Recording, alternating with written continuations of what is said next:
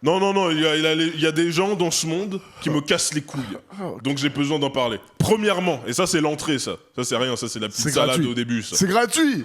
Les gens qui partagent des chiottes communes avec d'autres gens dans la vie, que ça soit dans la sphère privée chez Watt ou au travail et tout. Et je parle particulièrement aux hommes parce que les hommes sont beaucoup plus dégueulasses. Quand vous laissez tomber un liquide non identifié sur la cuvette des chiottes. Non, non, identifie le liquide. Non, parce que je suis pas. En vrai, avec du recul, je suis pas sûr. Moi, au début, je pensais que Attends. c'était du sperme, tu vois. Avec du recul. Explique ce qui t'est arrivé. Man, je suis là, je suis chez WAM, ok. Je suis chez moi, c'est une chambre de bonne 18 mètres carrés. Et donc les toilettes sont sur le palier, d'accord. What else? Et j'avais très très mal au ventre. Parce que j'avais envie de chier, tu vois ce que je veux dire. What else? Donc je vais aux toilettes. Je veux dire, la logique jusqu'à là ne tient la route, d'accord. You got it. J'arrive aux toilettes, j'ouvre les chiottes, et je regarde, sur la cuvette, il y avait une flaque, mais clean, quoi. Une flaque qui déborde pas, tu vois. Et c'était pas de la pisse. Quelle couleur? C'était transparent. Mais quand j'ai essuyé, sur le PQ, c'était jaunâtre. Ouh. Tu vois ce que je veux dire? Donc, Oh. moi au début je pensais que c'est du sperme. Maintenant je me dis que c'est pas peut-être un mélange de vomi et de salive. Quoi qu'il en soit, plus jamais je poserai mon cul sur ces chiottes là de ma vie. Tu vois, je chierai dans mon lavabo avant de chier dans ces chiottes. Wow, hey, yo, D'accord. yo, yo. Le desktop marche après. Donc bref, tout ça pour dire les gens qui utilisent des chiottes, qui partagent avec d'autres gens, la propreté, c'est comment? Je veux aussi juste faire ma part des choses. Je veux pas l'interrompre trop, mais c'est vrai qu'on est en période de pandémie, mon gars. Ouais. Tu peux pas juste laisser des liquides ouais, mon aléatoirement. Tu peux pas juste juter sur les chiottes, puis rentrer chez toi en te disant qu'il n'y a pas de problème. Enculé. Donc ça, c'était la première chose. La deuxième chose, un peu plus sérieux pour le coup. What else? Non, enfin, c'était très sérieux ça d'ailleurs. Je veux dire, maintenant, j'ai plus envie d'aller chier. Donc, bref. God damn. Gérald Darmanin, notre cher et tendre ministre de l'Intérieur, hein, ce petit GG que je vais tutoyer parce que le vouvoiement, c'est une marque de respect. Ouh, D'accord. ouh, talk that shit. Attends. Talk that shit, boy. Non. Talk that shit. Parce qu'à chaque fois qu'il parle, lui, il m'énerve en fait. Il dit de plus en plus de conneries avec de plus en plus de conviction et de confort. Donc, la première chose, attends, j'avais noté parce que je suis plus sûr d'où j'en suis. Voilà, c'est ça. Monsieur qui est là, ça c'est plat de résistance, a donné des leçons de moralité à tout le monde. À toujours être là, à dire ce qu'il faut dire ou pas faire, à donner son avis alors qu'on en a rien à foutre de ton avis parce que t'es un ministre et qu'on t'a pas élu et que donc tout ce que tu dois faire c'est appliquer l'agenda de celui qu'on a élu, c'est-à-dire le président de la République qui n'est pas toi. À donner des leçons de morale à la France alors que t'es poursuivi pour viol, harcèlement et abus de confiance. D'accord? Alors bien sûr, il y a la présomption d'innocence. On sait jamais, tu vois. Donc je vais parler au conditionnel. Mais qu'est-ce Si qu'il leur a jamais fait? un jour j'ai besoin de leçons en harcèlement, bah je t'appellerai. Bordel de merde. Non, c'est pas là. Merde, c'est pas là qu'il fallait placer le conditionnel en fait. Si jamais un jour j'ai besoin peut-être de cours en harcèlement, peut-être un jour, bah peut-être que je ferai appel à toi. Mais en attendant, espèce de vil philistin, d'accord? Et ça c'est le dessert. Toujours en train de donner son avis, ça c'est un truc qui me rend ouf ça. Et je pense que ça vient avec le fait qu'on starifie de plus en plus les personnages politiques alors que t'es censé être un représentant de l'État et pas une putain de rockstar. On en a rien à foutre de ce que tu préfères prendre au petit déjeuner, du thé ou du café.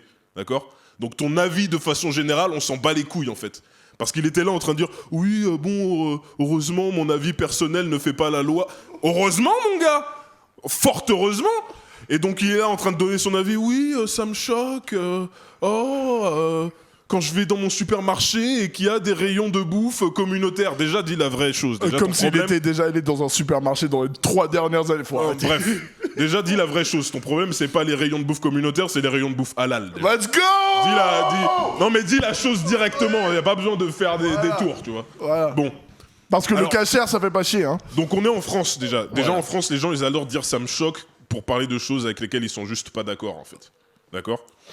Moi ce qui me choque, je vais te dire ce qui me choque. Moi ce qui me choque, c'est quand je vois une vidéo d'un bébé antilope qui se fait bouffer vivant par des hyènes. Tu vois? C'est choquant. Ça me choque. C'est choquant. Quand je vois une vidéo d'un jeune enfant de 8-10 ans en train de défoncer un chat presque à mort. Ça me choque. C'est choquant. Et ça, c'est des exemples spécifiques parce que je les ai vus et ça m'a vraiment choqué. Ouais, bah c'est choquant. Quand j'apprends qu'un homme qui est poursuivi pour viol, harcèlement et abus de confiance est nominé ministre de l'Intérieur dans une époque où tout le monde est d'accord pour dire qu'il faut quand même penser à la symbolique que l'État renvoie et parce que l'État est fissuré et qu'il faut mon cul. Donc GG, espèce de raclure de fond de chiotte. Parce qu'ils l'ont raclé. Ton avis, on s'en bat les couilles. On s'en bat les yeux. Donc, Les couilles la prochaine fois, bah, comme tu le dis toi-même, heureusement ton avis fait pas la loi, heureusement ton avis, on en a rien à foutre aussi. Donc, garde-le pour toi, et puis fais ce que t'as à faire, c'est-à-dire ton job de putain de ministre de l'Intérieur. Ça, c'était le dessert. S'il vous plaît, l'addition, un café. Un déca parce que je suis un peu énervé. Vous mettez dans les commentaires si vous kiffez ce que fait un ministre qui est poursuivi. Pourquoi Pour viol, harcèlement et abus de confiance. Je veux juste répéter pour Et qu'on d'ailleurs, sache. il avait été poursuivi. Il y a eu un non-lieu parce qu'on a pensé que voilà, bah, il y avait de quoi mettre un non-lieu, donc c'était peut-être qu'il n'y avait pas assez pour continuer à le poursuivre. Puis finalement, un juge a réexaminé le dossier et s'est dit non, il faut repoursuivre les enquêtes et tout. En France, en plus. On s'en fout de ton avis.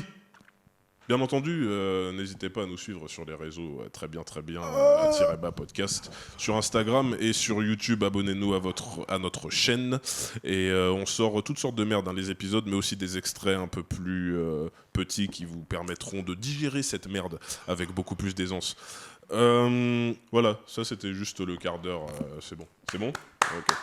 On peut passer à la suite. J'aime l'énergie, mon gars. On peut passer J'aime à la l'énergie. En plus, c'est ce même ministre de l'Intérieur qui utilise votre argent, votre argent, encore une fois,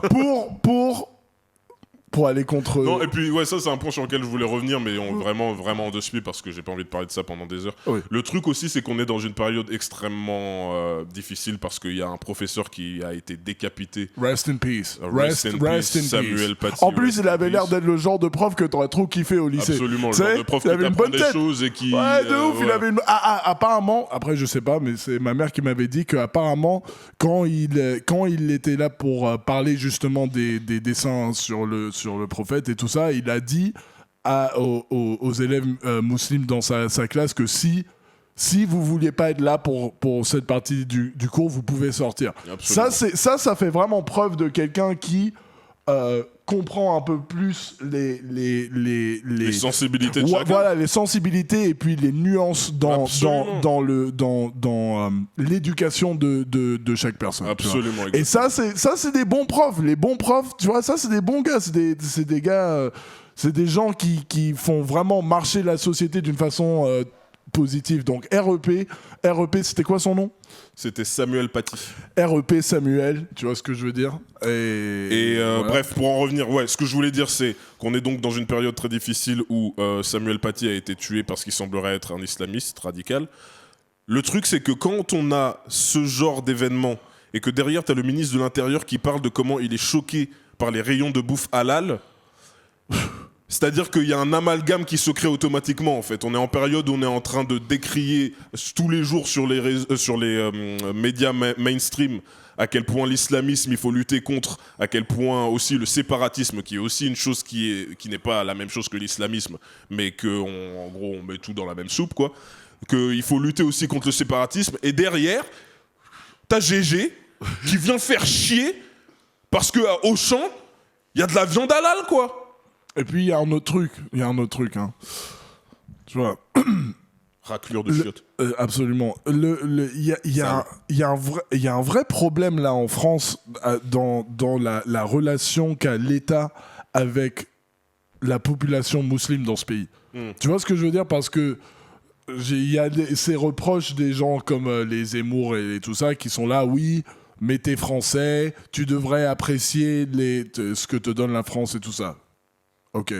Mais si ça fait 40 piges, ok, que tous les jours, parce que, encore une fois, ma mère qui a grandi ici me dit, mais ça fait 40 piges qu'ils nous font chier avec les islamistes et les musulmans. Moi, quand tu vois, j'ai vu ce qui s'est passé, je suis là, mais Attends, on parle toujours des musulmans, c'est tellement années 2000, vous êtes en retard. Où sont vos communistes véganes qui brûlent des choses? Man, les Français sont toujours en retard. Ah, mais vous êtes en retard. Et il y a un truc, de... En fait, comment tu veux que des gens se sentent plus confortables et se sentent plus français si à chaque seconde tu peux allumer la télé et voir quelqu'un en train de cracher sur ta culture, en train de cracher sur ta religion, en train de te mettre dans le même bain que des gens qui utilisent ta religion comme excuse pour faire des trucs de ouf. Tu vois ce que je veux dire? Alors que en réalité, ça ne représente pas du tout comment vivent. En tout cas, je parle des gens que je connais. Moi, j'ai jamais rencontré un musulman qui s'est dit ah non, lui, il a dit des trucs de ouf, faudrait le tuer. Ouais, bien sûr. Il peut être offensé, mais il va pas dire oh. Tu vois, on parle de. C'est comme on fait avec tout le monde. On prend une infime minorité dans une communauté et on fait comme si tout le monde faisait partie de ça. Tu vois ce que je veux dire? Et ça, c'est un truc qu'il faut savoir. Là, vous jouez avec le feu parce que tu peux pas, surtout avec l'histoire de la France et par exemple les pays comme l'Algérie et tout ça, gars, si je sais que je suis dans un pays qui a fait des trucs de ouf dans mon pays d'origine et tout ça, et qui à chaque occasion me dit ouais, ma culture, c'est un truc de la haine, c'est la violence, c'est ci, c'est ça, c'est là. Mais au bout d'un moment, mon frère, tu fais bah fuck, mon frère, t'es sérieux? Et ce qui est l'ironie horrible dans tout ça, c'est que, enfin, je peux te dire que moi, je suis pas musulman.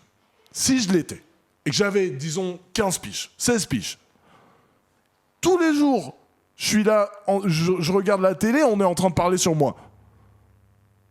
Mais est-ce que tu penses que ça va me donner envie d'aller vers toi? Non. Est-ce que tu penses que ça va justement, au contraire, pas me radicaliser avec enfin, je sais pas. Moi, si il y a un truc que je pense qu'il faut comprendre, c'est que dans le contexte historique bizarre et assez violent que partage l'Occident avec le reste du monde, c'est que